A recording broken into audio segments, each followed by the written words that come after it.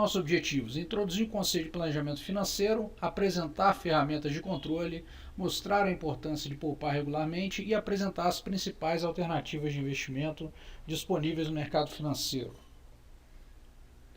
Bom, vamos pensar no seguinte, vamos pensar que o que você poderia fazer se você ganhasse um prêmio na loteria. Alternativa A, compraria a casa e o carro dos seus sonhos e depois pensaria o que fazer. Alternativa B, viajaria pelo mundo e depois pensaria o que fazer. E alternativa C, investiria todo o dinheiro e depois pensaria o que fazer. Normalmente, muitas pessoas respondem as alternativas 1 e 2, né? E é muito comum, né? Porque normalmente todos nós temos sonhos financeiros, objetivos, coisas que nós queremos realizar, e a gente, na hora que se vê com uma oportunidade aí, com um recurso sobrando, um recurso ainda mais um recurso não previsto, como seria um prêmio de loteria, que a gente quer fazer imediatamente é usufruir desse recurso, né? O que ocorre? Ocorre que esse recurso ele pode ser um divisor de água na nossa vida financeira, porque ele pode simplesmente passar a criar uma renda mensal para a gente que vai nos permitir a aposentadoria. Então, todas as vezes que eu consumo esse recurso, parte do principal desse recurso, eu vou estar reduzindo a minha capacidade de gerar renda mensal para a minha sobrevivência. Então, por conta disso, no nosso entendimento de quem trabalha no mercado financeiro, quem orienta pessoas a fazer planejamento financeiro, né, que é a nossa empresa Valor Investimentos, o trabalho que a gente realiza de assessoria de investimentos, nós entendemos que a medida mais apropriada, mais correta, diante de uma enxurrada de dinheiro, como nesse exemplo que a gente está dando, é justamente, primeiro, antes de qualquer tudo, posicionar os investimentos, né? E depois sim vão pensar o que fazer com a renda desses investimentos. Então é uma forma de eu criar uma renda mensal para mim que vai me permitir aí sim usufruir de tudo, né, com a rentabilidade desse recurso, e não gastar do principal e reduzir minha capacidade mensal de gerar renda. Tá? Então, na nossa visão,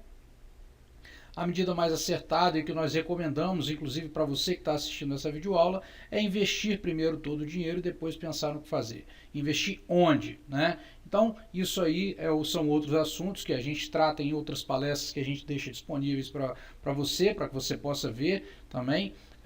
Mas principalmente que a gente trate hoje dos temas relacionados à administração das finanças pessoais aí, para que a gente possa chegar um dia num objetivo de ter um patrimônio e esse patrimônio gerar renda suficiente para que nos permita uma qualidade de vida agradável, beleza? Para a gente e para a nossa família.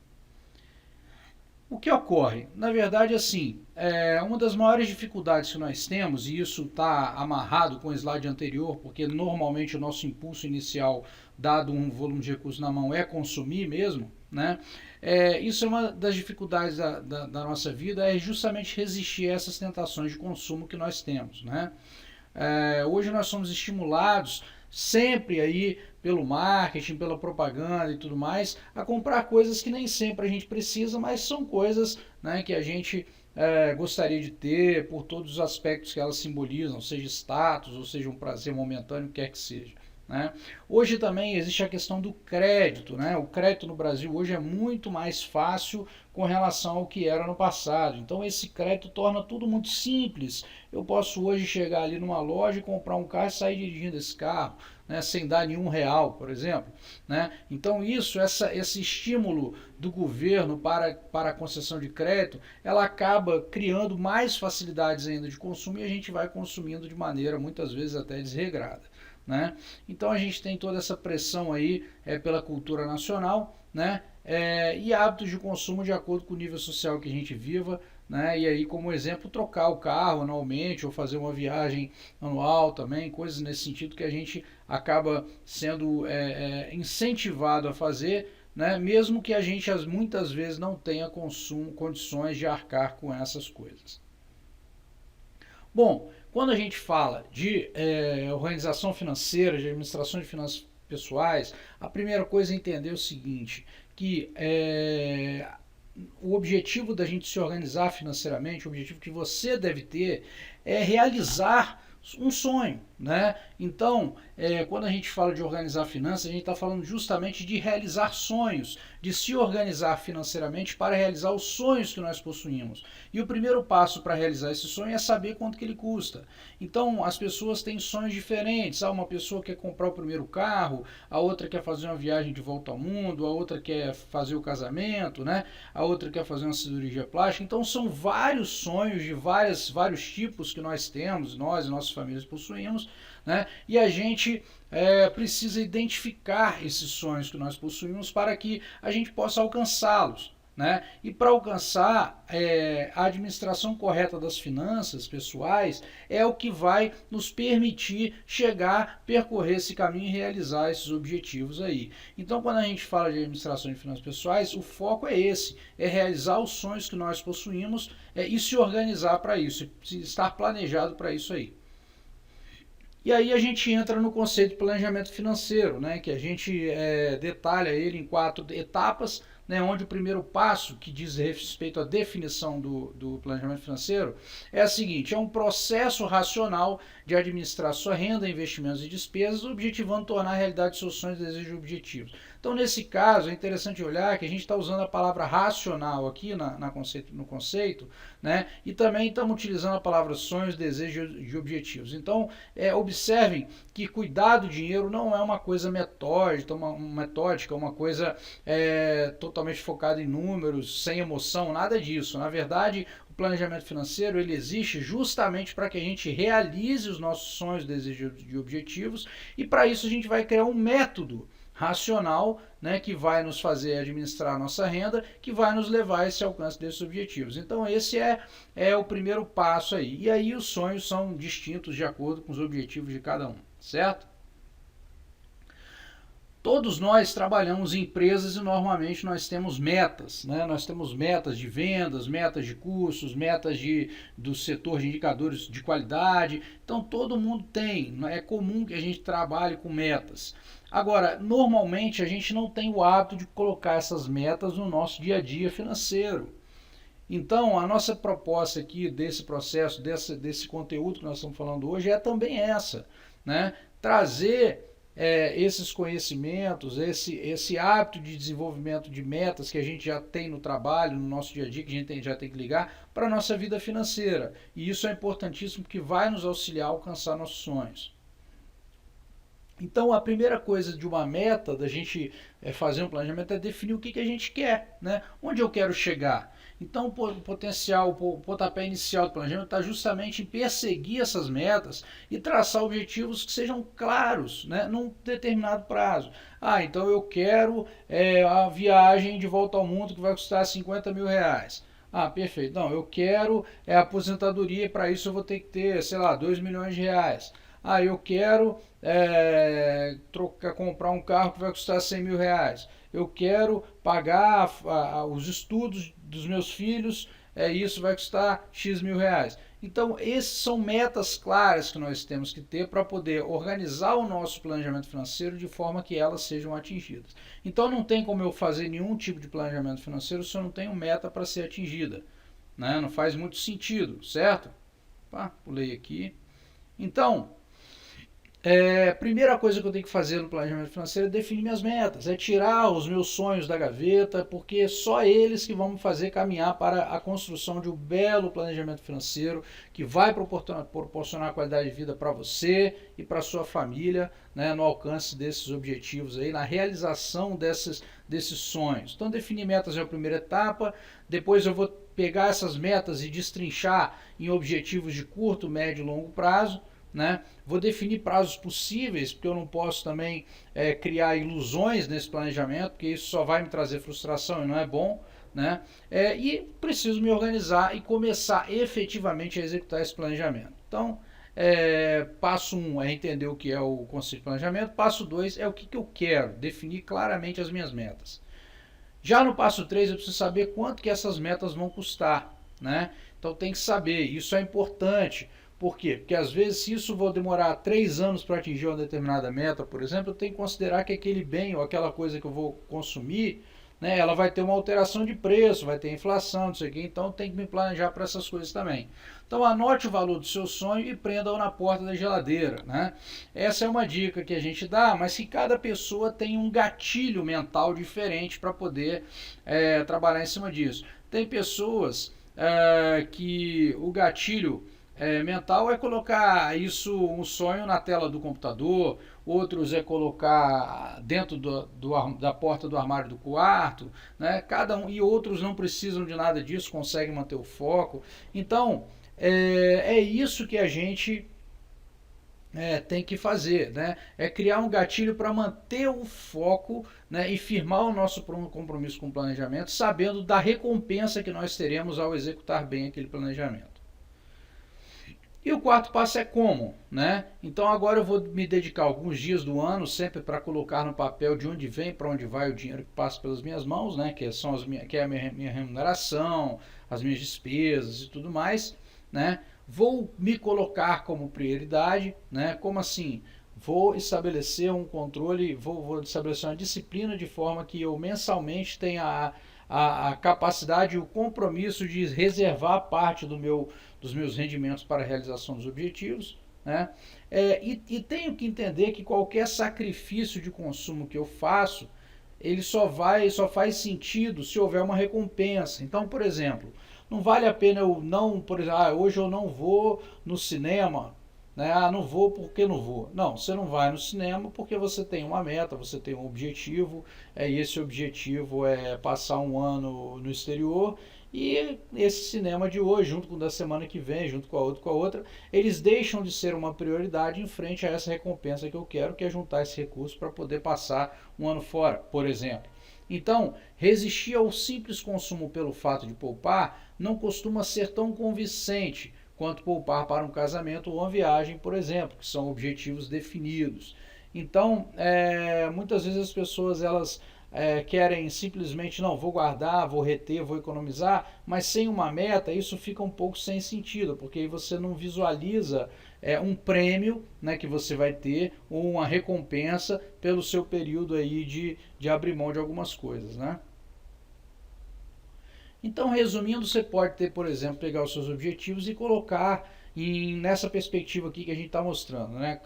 Curto custo no exterior, prazo 1 ano, preciso acumular 15 mil reais, médio casamento, preciso acumular 65 mil, longo imóvel 10 mil, 200 mil aí. Então, esses seriam prazos, né, de curto, médio e longo, né, que o nosso objetivo a ser alcançado aí. Então, isso depois vai acontecer que eu vou dividir esses valores para encontrar um valor mensal que eu preciso juntar para poder alcançar esses objetivos aí.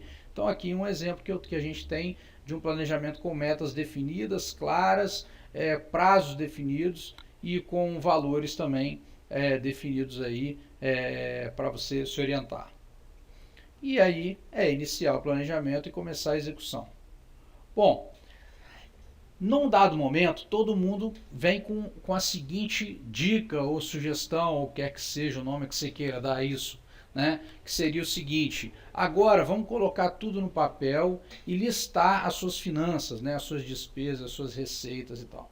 Eu digo o seguinte: vou te dar uma dica mais efetiva baseada na nossa experiência de orientação de pessoas na parte de finanças e investimentos, tá? Normalmente, e na minha própria realidade também, já aconteceu comigo, acho que já aconteceu com um grande número de pessoas, várias delas que participam de nossos cursos, palestras, né, que a gente tem um trabalho de acompanhamento no dia a dia com o nosso serviço de assessoria de investimentos.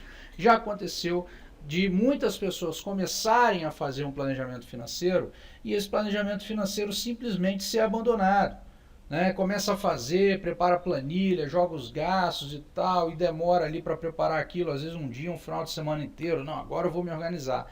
E aí quando começa a segunda-feira, o dia a dia, você não consegue mais acompanhar aquele processo, ou os valores que você colocou foram muito diferentes, ou você imaginou que aquilo ia gastar tanto, mas está gastando muito mais. Então esses fatores são fatores que dificultam muito e muito o processo de planejamento financeiro. Então, em decorrência disso, o que eu sugiro? Eu sugiro que inicialmente você não faça, nenhum tipo de orçamento formal em papel, em computador e nada disso.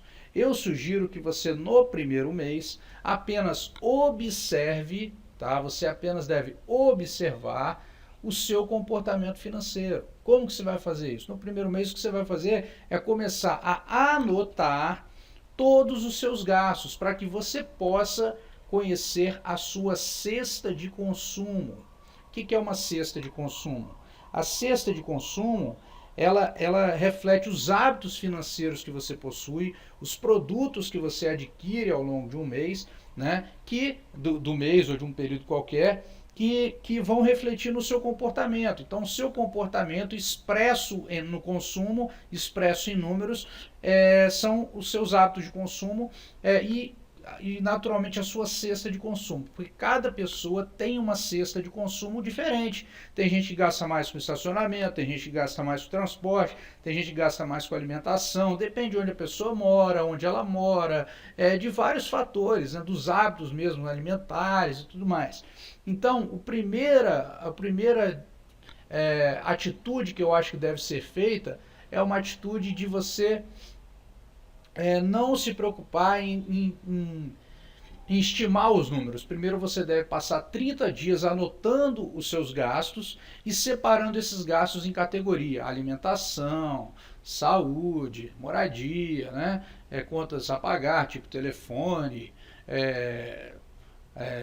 aluguel, ou condomínio, coisas assim, né? Para que você possa, a partir de um período de 30 dias fechado, aí sim começar a colocar no papel suas despesas, projetando os meses seguintes de acordo com números reais que você vivenciou nos primeiros 30 dias. Por que eu acho que isso é importante? Porque lembra que eu falei que normalmente as pessoas abandonam seus planejamentos financeiros? Isso ocorre porque normalmente elas fazem projeções irreais, projeções que elas têm um achismo ali, acham que vão gastar tanto, mas gastam o dobro num determinado item, e elas vão criando esses mecanismos aí esses orçamentos que nada mais são do que obras de ficção científica, que não tem nada a ver com a realidade. Então, fazendo dessa forma, primeiro você vai ver o seu hábito de consumo, você vai ver a sua cesta de consumo, você vai ver a sua realidade expressa em números. E aí você sim vai conseguir fazer uma organização, um orçamento para os próximos meses de uma forma mais crível, né? De uma forma mais verdadeira, que realmente vai te auxiliar e vai evitar que você se sinta desestimulado por ter feito um planejamento que não condiz com a realidade. E aí, um exemplo aí, né? Qualquer, por exemplo, depois você vai totalizar isso, né? Vai separar as categorias, vai ver quanto que você gasta, quanto que você recebe, como é que estão divididos os seus gastos, e você vai começar a encontrar oportunidades de melhoria do seu custo dentro do próprio orçamento. Você vai ver muitas vezes, né, que algumas oportunidades vão surgir. Por exemplo, às vezes você vai ver que você gasta um determinado recurso na padaria, né? E todo dia ou todas você passa na padaria porque faltou uma coisa e faltou outra. Quando você faz isso, o que acontece? Você está comprando produtos mais caros que poderiam ser comprados, os mesmos produtos no supermercado, se você tivesse planejado melhor.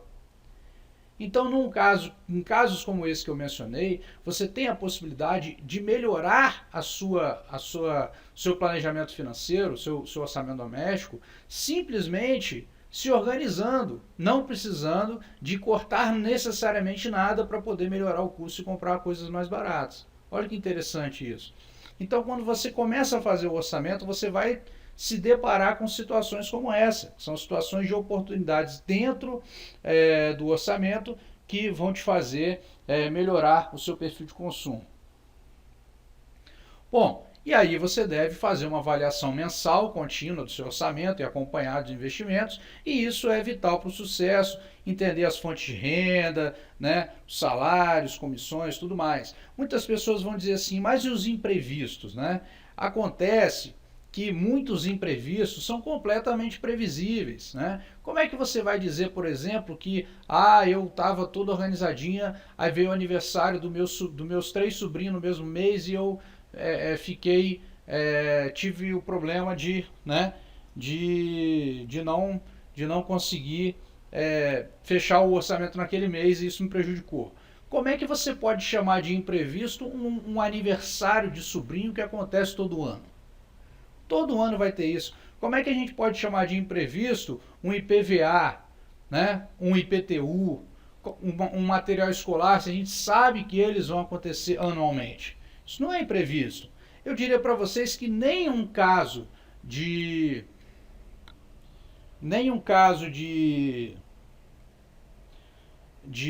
doença ou qualquer coisa nesse sentido, nenhum caso desse deveria ser entendido como imprevisto financeiro, porque você deve no seu orçamento, efetivamente, deixar uma parte dos recursos disponível justamente para essas situações. Perfeito?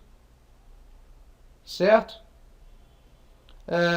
Então, isso que a gente tem que ter em mente aí, né? Quando a gente fala de orçamento doméstico aí. Então, guardando as notas fiscais, guardando os lançamentos, para depois você totalizar aquilo ali e ter uma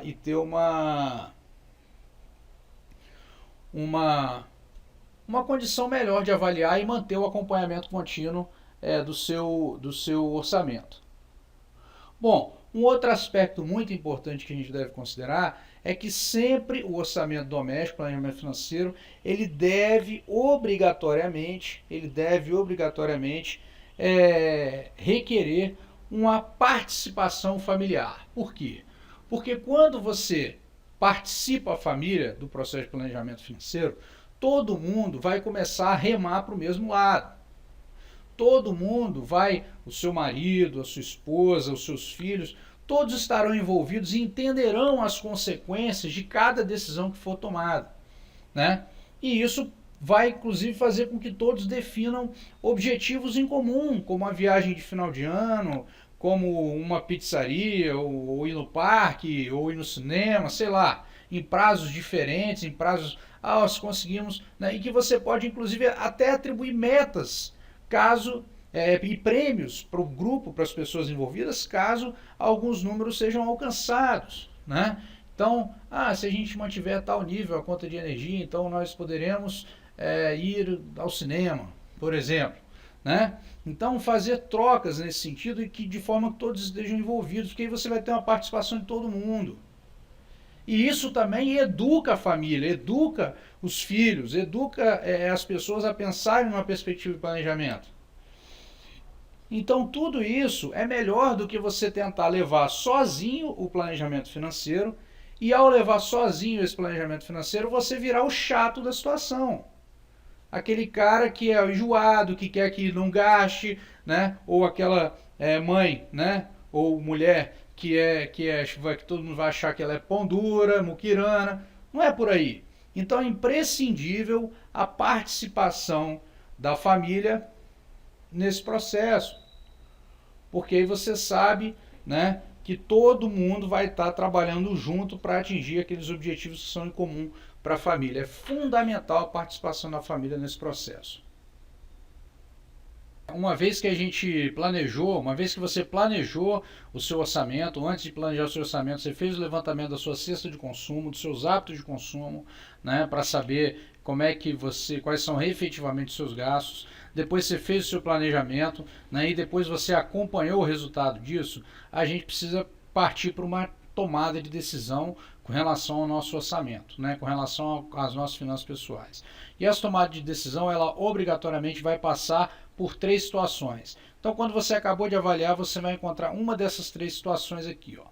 A primeira é que a sua receita é maior que a sua despesa, né? Então, não, que ótimo, eu tenho uma receita, né, um rendimento, né, aliás, um salário, ganhos, né, rendimentos mensais de X, por exemplo, 10 mil reais, gasto 8, então essa é a minha realidade. Então, se você mediu uma realidade como essa, que você vai fazer? Você sabe que você vai ter que investir esse dinheiro que sobrou todo mês, e isso vai ser muito interessante, porque no primeiro mês você vai ter 2, no segundo 4, no terceiro 6, no quarto 8. Então, se você tem 8 no quarto mês, significa que cada 4 meses você já tem um custo de vida seu totalmente protegido aí, guardado. E aí daqui a pouco, né, em 4 meses, mais 4 meses, mais 4 meses, então ao longo do ano você já vai ter 3 vezes o seu custo de vida guardado, e mais se você tiver algum ganho, um benefício como um 13º, alguma coisa assim, de repente você pode chegar a um acúmulo de 4 vezes a sua remuneração mensal num único ano. Né? Se você tiver, por exemplo, uma perspectiva de alcançar uma economia da ordem de 20% do seu gasto. Né? Então, se você está nessa fase, a tomada de decisão é direta de escolha dos investimentos que você precisa fazer para poder fazer com que o seu patrimônio cresça, já projetando seus objetivos que você traçou lá atrás. Uma segunda possibilidade é que você verifique que você tem as receitas iguais às despesas. Nesse caso, você não vai ter grandes problemas financeiros imediatamente falando, mas qualquer tipo de imprevisto que possa ocorrer vai te gerar uma situação difícil, e você vai precisar se reorganizar. Então, o ideal é que neste caso você reveja o seu orçamento, veja se há oportunidade de melhoria nesse orçamento com relação a custos que podem ser reduzidos, né? Na verdade, ou trocados, como a gente deu aquele exemplo da padaria e do supermercado, onde você possa trocar custos e ter um melhor perfil de gasto para o seu dinheiro. Então dá uma olhada nisso, aí tem que dar uma olhada nisso e verificar se há necessidade de algum corte adicional. Em havendo, é importante que você comece a trabalhar com a perspectiva de receitas maiores de despesas, para que você também possa acumular, porque somente de uma sobra de dinheiro é que vai sair a possibilidade de você realmente realizar seus sonhos. Bom, e no terceiro, uma receita menor que despesa, onde você vai tomar medidas urgentes para eliminar as despesas que estão deixando vermelho. Então, quando você tem uma receita, vamos supor, quando você tem uma receita menor que despesa, você tem 3 situações que vão ocorrer. A situação 1 é você promover uma despoupança. O que seria isso?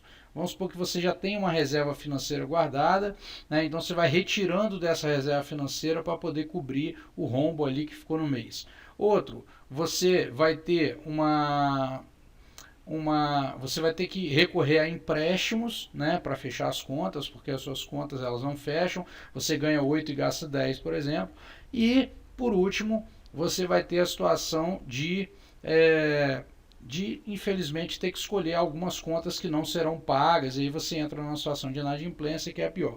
Em todos os casos, o primeiro quadrante é o quadrante de quem está construindo patrimônio, de quem aumenta o patrimônio mês a mês, porque mês a mês vai crescendo o patrimônio que a pessoa tem, e ela vai enriquecendo, digamos assim. E no caso do exemplo 3, a pessoa está num processo de empobrecimento, onde ela vai aumentando o endividamento dela, né, promovendo a liquidação, o resgate, né, dos seus investimentos, ou até entrando na questão de inadimplência. Então é fundamental que você tenha a noção que, se você está numa dessas 3, que na verdade são essas 3 possibilidades só que existem mesmo, as medidas que você precisa tomar em cada caso. Perfeito? E aí, quando você começa a trabalhar, fazer trabalhar o seu orçamento, fazer a sua organização e tudo mais, você vai fatalmente se corrigir, atacar os pontos de melhoria ali, e vai começar a guardar uma parcela de tudo que você ganha, né? Então, isso é um hábito que deve ser desenvolvido, né? Guardar todo mês. Muitas pessoas dizem, mas eu gasto, eu não consigo, né? Então, por isso, a gente brinca que a pessoa pode, antes de gastar sua renda, você pode estipular um mínimo para compor sua despesa de liberdade financeira, entre aspas. É como se fosse um gasto, mas na verdade você está guardando o seu dinheiro, né? Então você coloca aquilo como um gasto para poder sempre ter a disciplina de poupar, né? E aí você vai decidir sobre os seus investimentos. Então, 20% vai para investimentos e 80% para suas despesas. Desses investimentos, eles podem ser feitos em renda fixa, que são investimentos quando você aplica você já sabe o retorno. Exemplo, poupança, CDBs, títulos públicos, letras de crédito imobiliário, letras de crédito agronegócio, uma série de outros debêntures, uma série de outros investimentos que estão disponíveis para os investidores, né, e que até em outras palestras a gente detalha mais esses investimentos, e você está convidado a assistir, né, e investimentos, e esses investimentos em renda fixa são investimentos que normalmente você posiciona aquela parte do seu patrimônio que talvez, caso ocorra alguma emergência, você precise utilizar. Então essa parte é uma parte para disponibilidade imediata que deve ser tomada a decisão muito focada na segurança e na rentabilidade, renda fixa, né? Ou seja, uma rentabilidade menor do que você poderia ter em outras modalidades de investimento, mas que vai estar disponível caso haja algum tipo de necessidade. E os investimentos em renda variável, que são investimentos que possuem o potencial de ganhos mais elevado que os investimentos de renda fixa, né? Mas que eles requerem uma orientação de longo prazo. Você precisa saber que eles podem, no curto prazo, estar ruins e depois eles se recuperarem, então eles oscilam. Então, renda variável, né, são investimentos que você não conhece, não tem a menor ideia de qual vai ser a rentabilidade deles no futuro, né? Então, essa é a característica aí. Então, sempre separar uma parte para renda fixa e outra para renda variável, né? Então, investir sempre antes de gastar, essa seria a dica aí para manter o hábito de poupança. Perfeito? Quando a gente fala poupança, quando eu falo hábito de poupança, não estou falando na caderneta de poupança, estou falando no ato de poupar dinheiro e investir esse dinheiro, tá? Então, guardar uma parcela de tudo que você ganha, ao direcionar essa parcela, se o dinheiro fica disponível, você não vai gastar, né? E você sabe que há um patrimônio sendo formado com o objetivo de proporcionar liberdade financeira no futuro, né? Então, você, com o que sobrou, você vai utilizar todo o resto para realizar suas atividades que trazem prazer imediato, como comprar, viajar, etc. e tal, e manter lá a formação do seu patrimônio, da sua reserva financeira.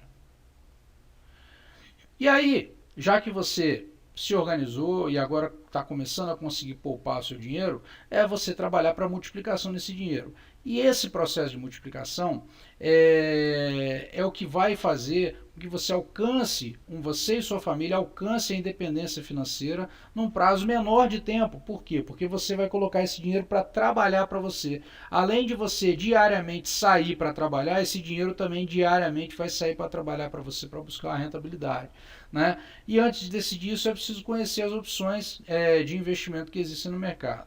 Bom, um fato importante também que a gente tem que destacar é o fator juros sobre juros nos investimentos. Então, os juros compostos, segundo Albert Einstein, são a maior força do universo. E aí a gente vai fazer uma demonstração aqui da diferença do investimento em juros sobre juros e de uma capitalização em juros simples. Então, olha só. Os juros compostos são juros reincorporados ao capital que geram renda em cada período sobre o dinheiro que você investiu. É como se fosse o seguinte, né? Deixa eu mostrar aqui um exemplo. Vamos supor que eu aplique 100 mil reais com juros de 20% ao ano. Tá? Esse valor aqui é um valor ilustrativo. Tá? Então, se eu fizer isso pela modalidade de juros simples, eu vou ter 120 mil, 140 mil, 160 mil, que é o 20% sobre 100 mil a cada ano. Só que, como quando a gente investe, a gente está investindo por juros compostos, olha o que vai acontecer. O 120 está aqui. Depois o 20% vai ser sobre o 120, não sobre o 100. Depois o 20% vai ser sobre o 144, não sobre o 100. 172, o 20% vai ser sobre o 172. E assim vai. No final das contas, em 5 anos, você já percebe uma diferença de 1/4 sobre o total do patrimônio. Ó. Aqui chegou em 200 e aqui chegou em 248 mil. Por quê? Por causa dos juros compostos.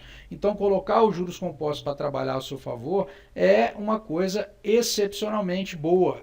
Né? Então, quando a gente pega empréstimos, a gente também pega empréstimos pagando juros compostos. Aí, os juros compostos vai ser ruim para a gente. Mas quando a gente investe, os juros compostos serão favoráveis para a gente, a nós investidores, e isso vai proporcionar uma aceleração significativa na rentabilidade do nosso patrimônio. Perfeito? Então, olha lá a comparação, né, por exemplo, de uma taxa de 20% em juros simples e juros compostos, olha que diferença nós teríamos num prazo aí de 10 anos, né? Olha só, uns 100 mil viraria 891 mil e no juros simples 340 mil. Então é isso que a gente tem que fazer, colocar o dinheiro para trabalhar para a gente, certo? Quando a gente fala das alternativas de investimento, e a gente mencionou nisso, nós temos aquelas alternativas de renda fixa, né? Que poupança, capitalização. Capitalização não é um investimento propriamente, tá? Não é, não tem nada a ver com investimento. Mas eu coloquei aqui porque é uma forma que a gente guarda dinheiro, o gerente do banco vai lá e vende dessa forma. Não é.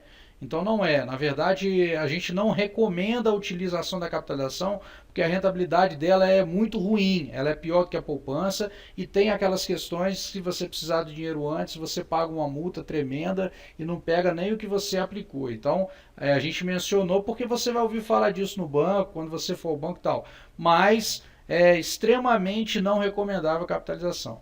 Então, poupança, capitalização, títulos públicos federais, né, debêntures, CDBs, LCIs, CRIs, Certificados de Recebíveis Imobiliários, LCA, Letra de Crédito ao Agronegócio, Previdência Privada, Fundos de Renda Fixa. Então, isso são modalidades de investimento em renda fixa que você pode fazer, tá? E que você, nas outras palestras que a gente realiza, inclusive detalha cada uma dessas modalidades e explica para você como é que funciona. Já a renda variável são aquelas formas de renda que, como a gente falou, a gente não tem a menor noção no momento da contratação, no momento da aplicação, de qual vai ser o retorno disso. Então, por exemplo, né, fundos imobiliários, imóveis na verdade, fundos multimercados, ações, fundos de ações e uma carteira de ações. Então aqui você não tem como saber com precisão qual vai ser a rentabilidade, por isso é caracterizado como renda variável. Bom, a poupança é um investimento mais popular, todo mundo conhece, né? Você empresta dinheiro para o banco e o banco empresta dinheiro para o setor imobiliário e para o setor da agricultura familiar. Né? Vantagens, isento de imposto de renda, tem uma garantia de até 250 mil do FGC, ou seja, se um banco que você colocou dinheiro na poupança quebrar, até 250 mil você tiver, você está protegido, tá? Que você vai receber de volta. Desvantagem, o risco do banco quebrar, o do governo interferir, né? Intervir, e a baixa rentabilidade, que é horrível a rentabilidade da poupança. Títulos públicos são títulos emitidos pelo governo federal. A vantagem, na verdade, só voltando aqui, o título público você empresta dinheiro para o governo e o governo te paga uns juros por isso. Né? A rentabilidade é muito superior à poupança. Né? São considerados os títulos mais conservadores do mercado, pois contam com a garantia do governo federal, ou seja, eles são mais conservadores, mais seguros do que a própria poupança, né? E a desvantagem, na verdade, é o risco, né, que você tem, é o risco do governo quebrar. Né? Se o governo brasileiro quebrar, então você tem um problema para receber aí seus títulos públicos. Tá? Você tem também as letras de crédito imobiliário, que são títulos de crédito que você empresta para os bancos financiarem, conceder o crédito imobiliário para as pessoas. Né? Então você empresta dinheiro para o banco e o banco concede o crédito imobiliário. Então, isento de imposto de renda também está protegido pelo FGC em até 250 mil, então se o banco quebrar também você está protegido, e é uma alternativa boa de diversificação na carteira de investimentos. E a previdência privada, que é uma forma de seguro contratada para garantir uma renda ao beneficiário futuro, tem alguns benefícios fiscais, algumas vantagens fiscais, tem alguns aspectos aí que facilitam na hora do planejamento sucessório, não há cobrança de um imposto chamado de come-cotas, né? Desvantagem que tem uma taxa de administração e existe uma carência para você resgatar o valor. Né? De tempo em tempo você tem que respeitar essa carência. Então, essas são as alternativas que a gente colocou aqui de uma forma geral, né, para você conhecer. E a gente tem nas outras palestras aí a orientação de como funciona cada uma dessas e de uma série de outras alternativas de investimento que você pode investir o seu dinheiro, que você pode acumular o seu patrimônio para obter uma rentabilidade superior às alternativas tradicionais de investimento. Então, nesse processo a gente convida, né, você, né, a ser atendido pela Valor Investimentos, pela nossa empresa, para ter a orientação de como melhorar o seu patrimônio e principalmente como escolher as melhores alternativas de investimento disponíveis no mercado financeiro. Então o trabalho que nós fazemos é esse trabalho de orientação, de informação ao investidor, para que ele possa tomar as melhores decisões de investimento. Então, a gente tem um modelo de assessoria de investimentos, onde a gente vai auxiliar o investidor a encontrar os melhores investimentos para ele, de acordo com o perfil e os objetivos desse investidor, tá? Então é isso que a gente pode fazer por você, te auxiliar a melhorar a sua rentabilidade dos seus investimentos dentro de toda a segurança que você precisa, né? Obviamente respeitando o seu perfil e os seus objetivos, ok?